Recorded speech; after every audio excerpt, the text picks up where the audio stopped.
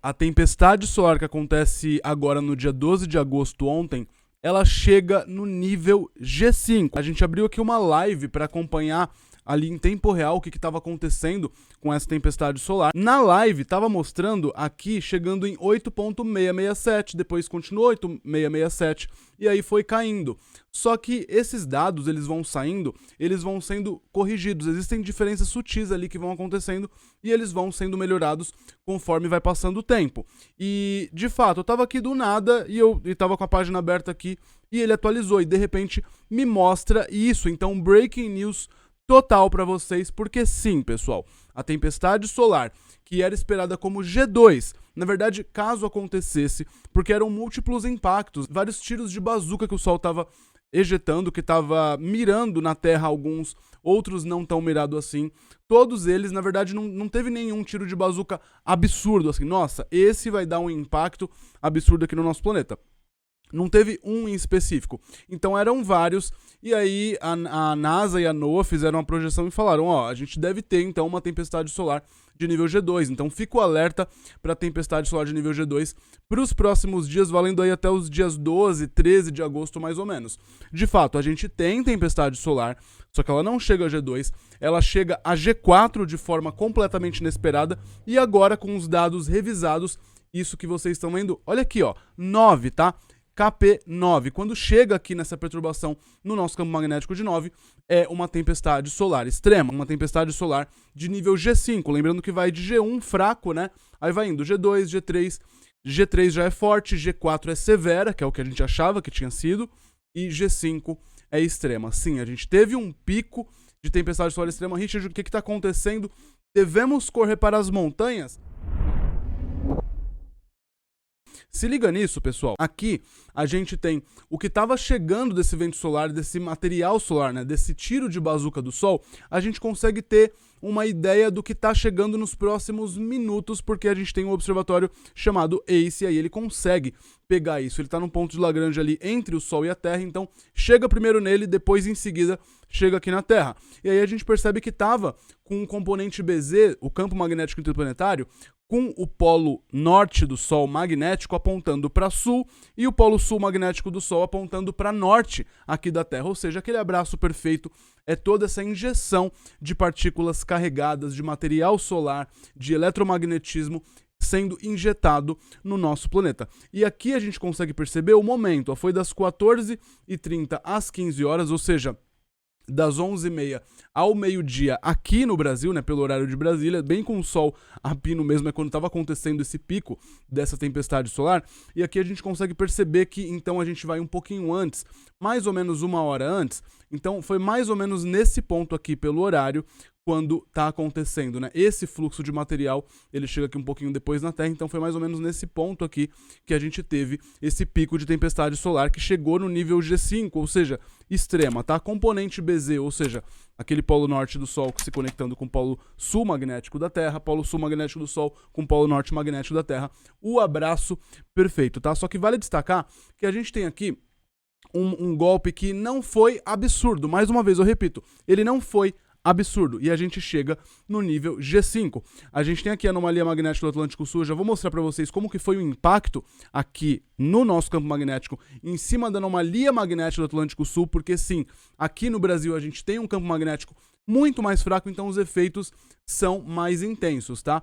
Vamos dar uma olhadinha aqui, esse foi o impacto, vamos dar o play, olha lá, ó, esse é o impacto, possivelmente, a gente tem aqui o horário, ó, foi das 14h30 às 15 horas pelo horário internacional. Então, olha o que acontece no campo magnético da Terra. 14h30, aqui, ó, até 15 horas. Esse foi o momento, ó, exatamente esse que eu tô mostrando, ó. Esse foi o momento em que chega a nível G5. Aqui, para vocês entenderem, é o campo magnético da Terra, tá bom? Aqui a gente tem a nossa magnetosfera. Nessa projeção aqui, a gente tem a esquerda aqui, ó, ou seja, esse que eu tô circundando com o mouse. A gente está vendo a Terra vista de cima, ou seja, aqui a gente tem o Polo Norte magnético, tá bom? Aqui a gente não vê o Polo Sul, só vê o Polo Norte magnético. Aqui a gente vê as linhas de campo magnético fazendo isso, né? Pra cá, saindo daqui, indo lá pra baixo, saindo daqui, indo lá pra baixo.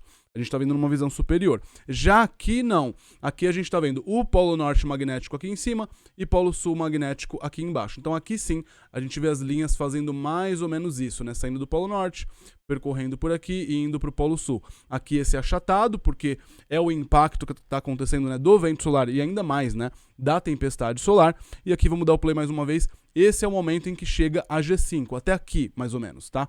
Esse primeiro trecho aqui de vídeo, ó. Daqui até aqui.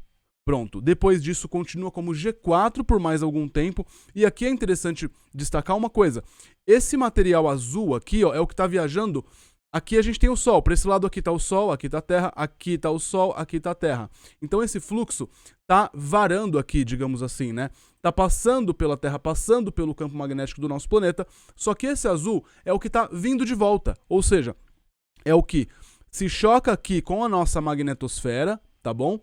Vai para cá, quebra a linha de campo magnético que está virada para o Sol, vem para cá, acontece a reconexão dessa linha e esse material, essa densidade toda dessa tempestade solar é injetada aqui pelo lado noturno no caso, tá? Mas claro, não afeta só o lado noturno, essa injeção acontece a nível global, tá? Então aqui a gente consegue perceber em azul todo esse material voltando para a Terra. Ele vai por aqui, só que quando chega aqui ele se reconecta com o campo magnético da Terra, porque aí vale isso, ó, campo magnético do Sol batendo, né, o positivo com o negativo com positivo da Terra. Então a gente tem isso, ó, injeção de material solar, no caso de eletromagnetismo acontecendo no nosso planeta, e sim, isso gera efeitos, de acordo com vários estudos, né, de que isso é gatilho para terremotos, mudanças abruptas no clima, erupções vulcânicas e várias outras coisas que a gente ainda está tentando entender quanta coisa que o Sol é capaz de fazer aqui no nosso planeta, inclusive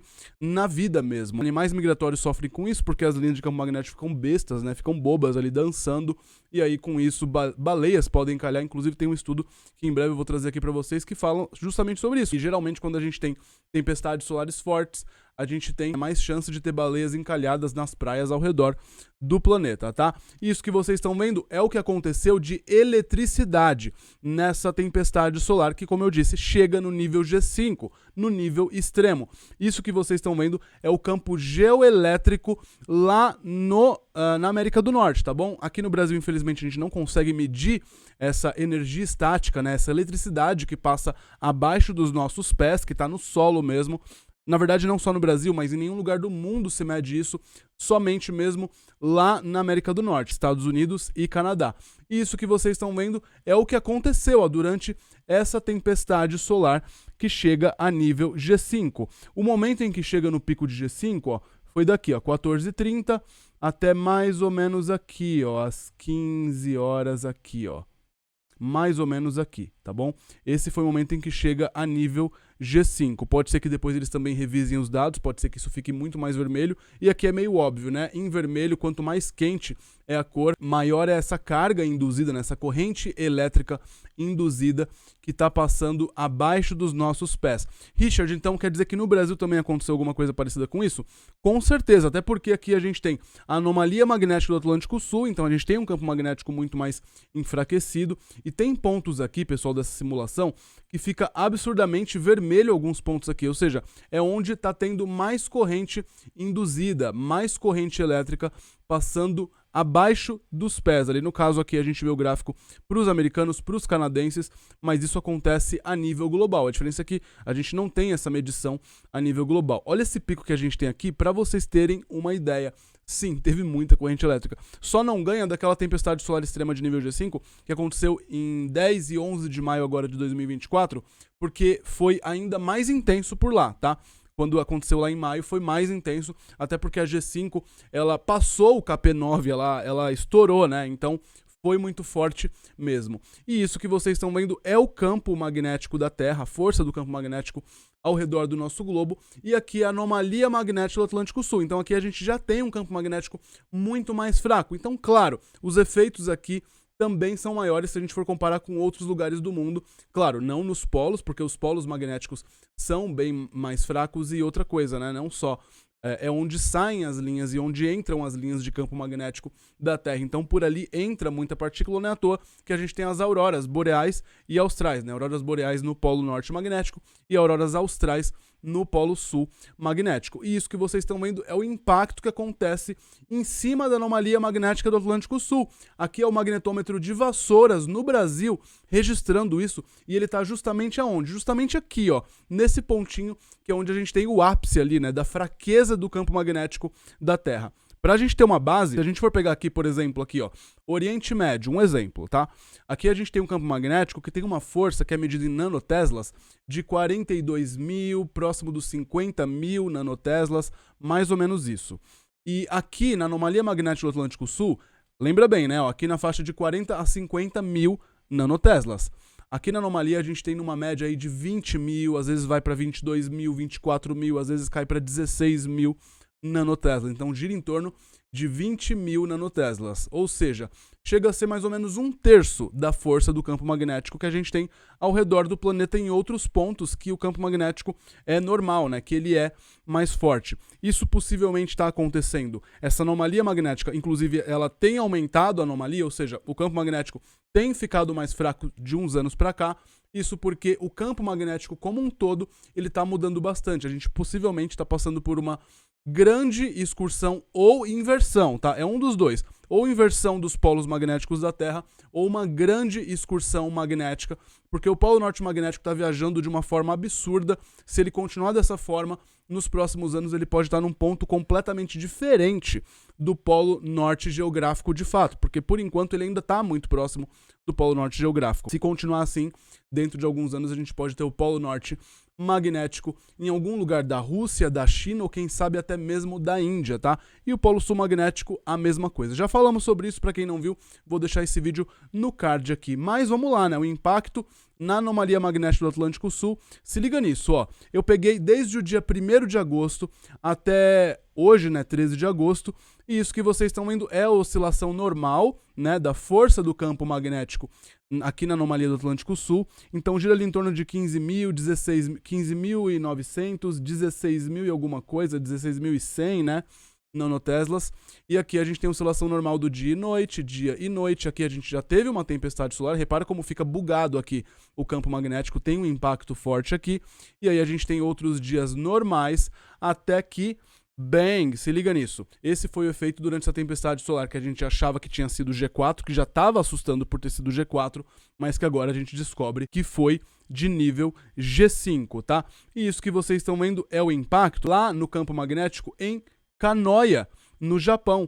E repara aqui, ó, mesma coisa, né? A gente tem aqui uma tempestade solar, aqui a gente teve um impulso, parece um impulso eletromagnético aqui, né? Bem forte mesmo.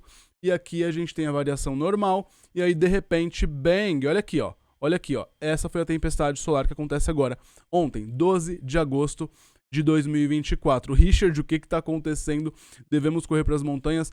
O Sol, ele tá turbilhando ali, né, de explosões, ele tá produzindo muitas explosões de radiação, tanto que o que era G4, agora a gente percebe que teve um momento ali, um pico de G5. E, pessoal, o mês de agosto promete, porque sim, tem muita mancha solar, tem muita região ativa e a gente deve ter um mês de agosto repleto de tempestades solares acontecendo sucessivamente.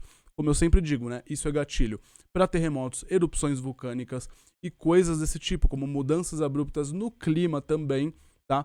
Para quem não viu, vou deixar mais um vídeo no card aqui para vocês. E falando, né, sobre esse impacto do Sol, Richard, do que o Sol é capaz de fazer, por exemplo, com o meu celular, né, com o meu computador, meu smartphone aí, pode dar um bug, por exemplo, né? O que pode acontecer durante uma tempestade solar extrema, por exemplo? Se liga que a gente já falou sobre isso, o vídeo eu vou deixar no box aqui para vocês, tá certo? Então, basicamente é isso. De olho no Sol, porque o mês de agosto promete quando o assunto é tempestade solar. E até a próxima. Fui. Tchau, tchau.